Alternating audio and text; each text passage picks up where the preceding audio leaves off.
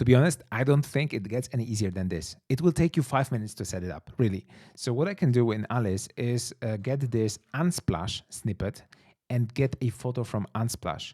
If I put, for example, forest here, I'm going to just wait a second and get the photo that I have here, and that's straight from Unsplash.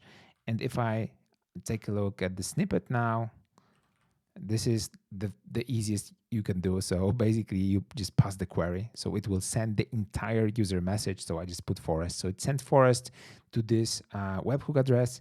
And the scenario in make is, it cannot be simpler. So it's just like 3 dots, it gets the result, searches photo with this query that I've sent from Alice, returns the photo. That's it. That's super simple, and it's quite useful, I might say. You can use Unsplash or whatever service you want, like Pexels or an image API that you can get. And there is dozens of ready-made pre-built modules for that in Make. But please remember that even if there's no module in Make, you can always use it with the HTTP module, and you can call any API, even your API or the API that it's not listed on Make website.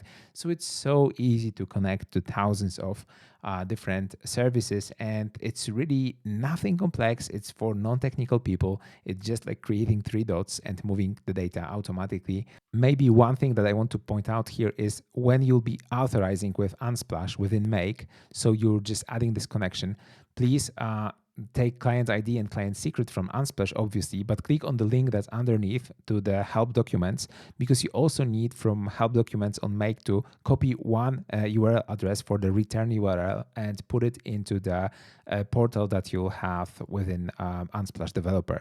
So that's basically it. Then you have to give this URL all the permissions, save it, and then after you do it, after you take this Make address and put it into Unsplash, you need to authorize with the keys that you get from Unsplash. So this is really very easy. It took me like literally maybe 10 minutes to set it all up, and it's working great, and it can give you results that you want, and it can even give you the address of the image to download it, so you can improve this scenario even further.